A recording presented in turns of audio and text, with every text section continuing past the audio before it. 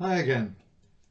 Today I'm going to talk about a number of books which are all about um, denying the Holocaust. And it all started with a book by Professor Deborah Lipstadt, who specializes in Jewish studies at an American university. And she did a book which was an overview of the literature of the anti-Semitic slash Holocaust denial movement, mainly in the United States, but elsewhere as well. And just to be completely clear, the term Nazi or fascist is thrown around very, very loosely on social media. Anybody who doesn't agree with somebody's opinion is given one of these labels. The guys that Professor Lipstadt's talking about are Nazis. They revere Hitler, they admire the Nazis, and they promote that ideology. The literature that she examined has a lot of spurious academic texts, usually from some institute or some academy, with people with various academic qualifications. But if you examine them in detail, they're all rather in the same loop where they all reference each other. Prominent example being the booklet Did 6 Million Really Die, which attacked the Holocaust by looking at the population figures in Europe, what the Jewish population was before the war and after and so on. And it has been challenged by real experts that a lot of the material in it is just false. So there's this bulk of literature, and these crackpots also they have quite a schizophrenic attitude. On one hand, they're denying the Holocaust, but on the other hand, they're wishing that it had happened more, that Hitler had done even more. So it's a very strange section of society. Anyway, one of the people that she discussed was David Irving. Now, David Irving is probably the most prominent people in that group because he is such a well-known historian, written numerous books, and regarded as an expert in the field. And Professor Lipstadt pointed out that he had engaged in Holocaust denial and was an apologist for Hitler. And lo and behold, Irving takes a lawsuit against her. Now, it wasn't possible to do that in the United States because of the First Amendment. However, he brought suit against her and her London publishers of Penguin Books. And the libel laws in England are very, very strict. Robert Maxwell hid behind the libel laws for many, many years. And his true wrongdoings were never exposed. So Deborah Lipstadt has to come to London and engage in a defence of what she wrote, and she gets a solicitor and a barrister and some researchers, and they start constructing a defence. Now, one of the experts that she brought on board was Professor Richard Evans, who's an Oxford historian. And at first he was reluctant because he didn't think that historians should be attacking each other. But then he became actually fully convinced of the rightness of what he was doing. And we'll talk a bit more about that later. And the other is Professor Van der Plant, who is a forensic archaeologist, a Dutch gent who specialised in the architecture of the Holocaust. And it was decided not to use survivors' testimony. And the reason for this was that over the passage of time, in legal circles anyway, the most unreliable testimony is eyewitness. But this can be countered by numbers. So if you've got lots and lots of eyewitnesses, usually that can make the case. However, the opposition will chip away and find any discrepancies at all. And this happened in the case of the Eichmann trial in Tel Aviv, where some of the survivors, they had to admit that some of the recollections may have been a bit hazy. As it happened, there was enough evidence against Eichmann, it didn't matter. But in this case, basically, it was the Holocaust itself on trial. So that was too big a risk. Also, even the testimony of guards, SS guards, had been attacked because so many of them had been in Soviet hands. And the Holocaust deniers said that they were pressured into admitting the Holocaust existed when it hadn't really existed. So the defense was resting on more expert testimony. And they actually went to Auschwitz. They did a visit there so they could see for themselves the place that it all happened. When the trial started, the media, the newspapers in particular, including some of the broadsheets, some of them reported it in a very strange way, getting it diametrically wrong, that it was Professor Lipstadt who brought the case gagging Irving. Well, it was the other way around.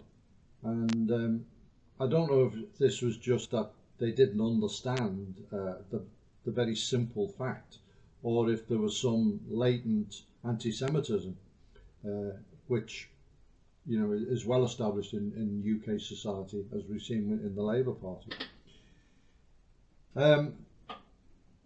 It might be an idea to just discuss the Holocaust for a second, because some of the people watching this may not be as familiar with it as others. I spoke to some university students a while back and asked them what Belsen meant to them, and they hadn't heard the name at all. So elements of the Holocaust are not as familiar to some people. The Nazis had hundreds of concentration camps. In German, they referred to as KZ, concentration camp. And these were distinct from the prison system, and during the first stage of the war and later on, people did tend to get released from them. You were in there and that was it. It was a life sentence, and it was all the enemies of the Nazi state, most prominently being the Jews. And a lot of the camps were used for labour. In the V2 assembly areas, Nordhausen, the camps at Dora and so on, and people were basically worked to death. They also died from disease, from starvation, from freezing, from being beaten, or from execution. And so the death toll was very, very high in the concentration camps. But however, these were separate from the extermination camps, the Vernichtungslager, which were dedicated just to killing. And these were situated in the Eastern Territories, what is generally now Poland. And they were Majdanek, Chełmno, Belzec, Sobibor and Treblinka.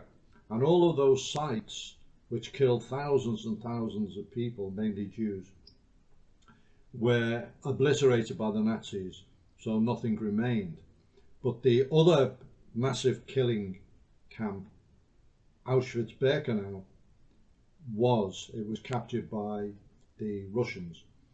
And because it still exists, this was the target for the Holocaust deniers, that they wanted to make out that it was just a concentration camp. And in fact, it had actually started as a concentration camp, the original Auschwitz. Then they built the massive Birkenau complex with the gas chambers. And there was also Auschwitz III, Monowitz, which was at the IG Farben plant, making synthetic rubber. And IG Farben is still a massive German chemical industry today. So what the Holocaust deniers try to point out, or try to allege, is that because the Soviets captured Auschwitz, they have used it for propaganda purposes, and they manufactured the gas chamber evidence. David Irving, as I said, he was a noted author and historian. I read one of his books many years ago, PQ-17, about the convoy, and I found it very turgid. He obviously knew his stuff, but I was never a fan, and I didn't read any of his other material at all. You might wonder why he brought the suit in the first place, but Holocaust denial can be quite damaging to your reputation because it's illegal in Germany and Austria. So possibly that was a reason. It may be just for the publicity value and also for the financial damages he was hoping to get. Irving more or less admitted parts of the Holocaust. He admitted that the Einsatzgruppen killed thousands and thousands of people in Belarus, in the Ukraine, in the Baltic states, Latvia, Lithuania, Estonia, and so on, and in Poland. However, he tried to say that it was kind of unauthorized and Hitler didn't know about it. He even admitted parts of what happened at places like Treblinka, but he really attacked Auschwitz, and in fact he famously said that more people died in the back of Senator Kennedy's car at Chappaquiddick than died in the gas chambers of Auschwitz. So that's what the case all revolved around. He also sought to minimize or actually deny Hitler's involvement in the Holocaust, which was totally illogical because it was such a massive endeavor and it was actually at odds with the aims of winning the war. It sucked a lot of resources and material, for example trains, from the war effort, that had somebody done it without authorization, they would have been called to account. Himmler, for example, if he'd done it off his own back. It was obviously to any logical person that Hitler was behind it all. In fact, that really was the aim of World War II for Hitler, was the final solution to the Jewish problem, which he railed against the Jews for years. In any event, the verdict came in. It was delivered by a judge. There was no jury, and it was damning. It totally refused to accept Irving's side of the account, and costs were awarded against Irving. So then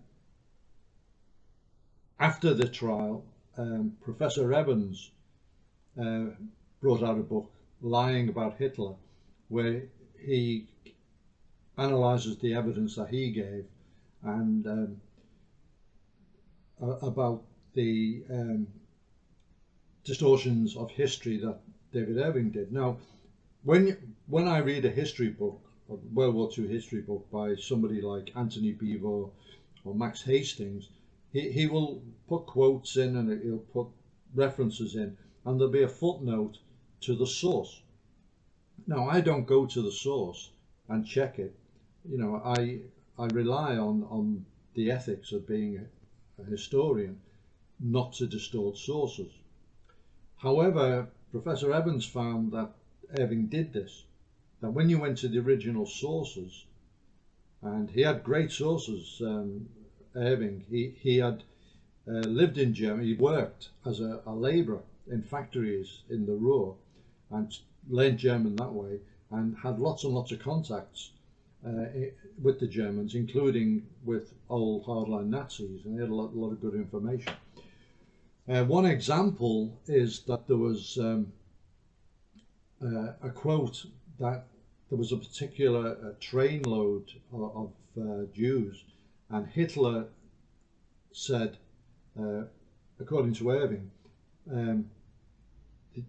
the Jews are not to be killed. The actual original German statement was, these Jews are not to be killed, which is completely different. And so all this was pointed out in Professor Evans's book. Irving was discredited to the point, actually, where even before the trial, he'd written a book about Goering, and the publishers put it out as fiction. Then Professor Van Pelt, the forensic archaeologist who'd given evidence, he brought out his book, The Case for Auschwitz, because even though the Germans had blown up the gas chambers before the Russians captured the camp, they had neglected to destroy the the architectural drawings which were held in an office. And the full set of drawings were available, and it showed the progress of building Birkenau, and how they adapted certain rooms and made sure that they were suited for the purpose of killing people. They were the gas chambers, and the way the doors opened and hermetically sealed, and the openings for dropping in Zyklon B and things like this, they were all there. So his book, it's pretty hard reading. It's very detailed and very technical, but it really is conclusive proof. Professor Lipstadt wrote a book about the trial, which was called History on Trial. It's very, very good, and it gives lots and lots of detail, how she was feeling, because she didn't give evidence. Her barrister decided that it was best she didn't give evidence for certain reasons, and but she wanted to, obviously, and it goes right through the process. It's very, very good. There's a movie I've put a link to called Shoah, and this movie, it's not the most professional documentary. It lasts several hours. In some part it's rather shakily filmed, and it wanders a little bit, but it is absolutely gripping and jaw-dropping in its portrayal of the Holocaust, which Shoah is the Hebrew term for Holocaust. And there's a scene in it where you're on a train. This is quite near the beginning, an old steam train. You're going along in a forested area, and you come into a small station, and it's Treblinka, and the place still exists, and the engine driver is an old chap who was the engine driver who drove the trains to Treblinka with the Jews to be killed at the camp.